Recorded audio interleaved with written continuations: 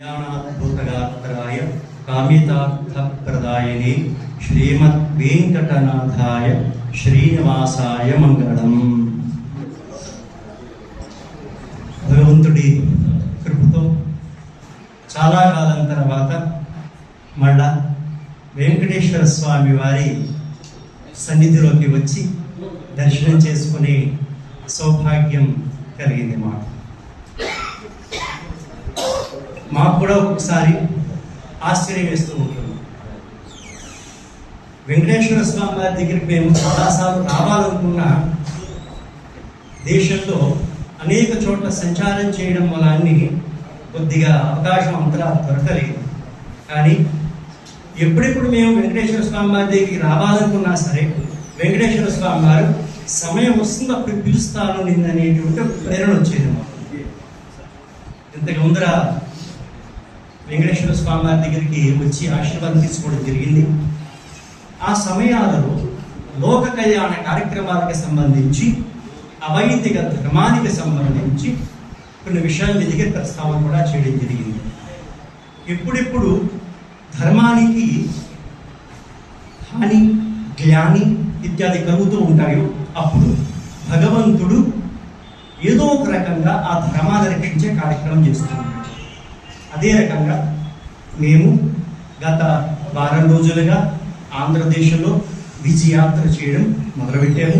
మొట్టమొదటిగా శ్రీశైలంలో వచ్చాము, అక్కడి నుంచి శ్రీకాళహస్తి వచ్చాము, అక్కడి నుంచి వెంకటేశ్వర స్వామి వారి తిరుపతికి వచ్చి నిన్న దర్శనం చేసుకున్నాము. ఈరోజు తిరుపతిలో పత్రికా మాధ్యమం వారందరికీ ఒక అత్యంత గంభీరమైనటువంటి విషయం గురించి మీకు ఒక ఇన్ఫర్మేషన్ సమాచారం ఇవ్వడానికి ఈరోజు మిమ్మల్ని అందరినీ ఇక్కడ సమావేశపరిచినట్టు. మీకు అందరికీ తెలిసిన ఉన్నది, ఇంతకు ముందు కూడా మేము తిరుపతి రావడం జరిగింది. హనుమంతుల వారి జన్మస్థల విషయం మొట్టమొదటిగా ఆ 2 వాక్యాలు చెప్పేసి మిగతా సబ్జెక్టు గురించి చెప్తాం.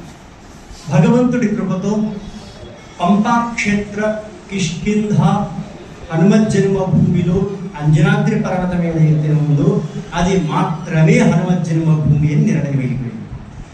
ఇది కేవలం తిరుపతే కాదు, మహారాష్ట్ర, గుజరాత్, హర్యానా, ఖైతల్, అక్కడ ఛత్తీస్గఢ్, ఇలా 7 రాష్ట్రాలతో పోరాడి మన ఆంధ్ర హైకోర్టులో కూడా వెళ్ళి స్టే ఆర్డర్స్ తీసుకుని కంప్లీట్గా పంపా క్షేత్ర కిష్కింద మాత్రమే హనుమత్ జన్మభూమిని నిర్ణయమయ్యి 500 పేజీల రీసెర్చ్ పుస్తకం కూడా ముద్రితమైపోయింది.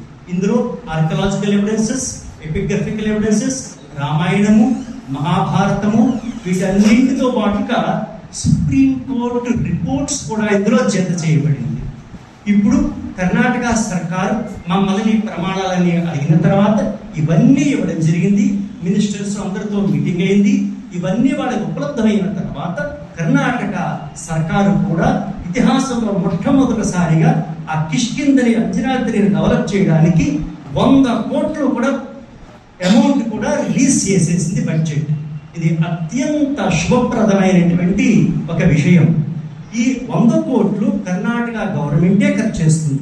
ఏ రకంగా అయోధ్య రామ జన్మభూమి అక్కడ ప్రాధికారం చేసి అక్కడ డెవలప్మెంట్ చేస్తున్నారో అదే రకంగా ఏ క్షేత్రానికి భారతదేశంలో 100 కోట్ల మొట్టమొదటిగా రిలీజ్ చేసిన దాఖలాలు లేవు. కానీ కర్ణాటక గవర్నమెంట్ 100 కోట్లు రిలీజ్ చేసింది. ఇప్పుడిప్పుడే మాకు కూడా అందినటువంటి సమాచారం ఏమిటంటే ఇప్పుడున్న సర్కారు కూడా 20 కోట్లు మళ్ళా హెచ్చు చేసి 120 కోట్లు ఆ కిష్కింద అభివృద్ధి కార్యక్రమాలకి వినియోగిస్తున్నారు. ఇది అత్యంత శుభప్రదమైనటువంటి ఇంతే కాకుండా హనుమత్ జన్మభూమి తీర్థ క్షేత్ర ట్రస్ట్ తరపున కూడా మొత్తం కిష్కిందలో ఎక్కడెక్కడ హనుమంతుడు వారు లీలలు చేశారు అవన్నీ డెవలప్మెంట్ చేయడానికి కూడా భగవంతుడు మాకు అనుగ్రహం చేయడం జరిగింది. మొట్టమొదటిగా 60 సంవత్సరాల తర్వాత 15 సంవత్సరాల నుంచి మేము పోరాడుతూ ఉంటే archaeological survey of India, government of India వాళ్ళు కూడా అధీకృతంగా మాకు పంపా క్షేత్రంలో ఉన్నటువంటి అక్కడ విఠల మందిరము, నరసింహస్వామి వారి మందిరం, విజయనగర సామ్రాజ్యానికి మన తిరుపతికి అవినాభావ సంబంధం కదా, అక్కడ పురాతనమైన దేవస్థానాలను జీర్ణోద్ధారణ చేసి పునర్వైభవానికి కూడా ఒక అధీకృతమైనటువంటి మొట్టమొదటిసారిగా ఆర్కలాజికల్ డిపార్ట్మెంట్ నుంచి కూడా మాకు పర్మిషన్స్ వచ్చాయి.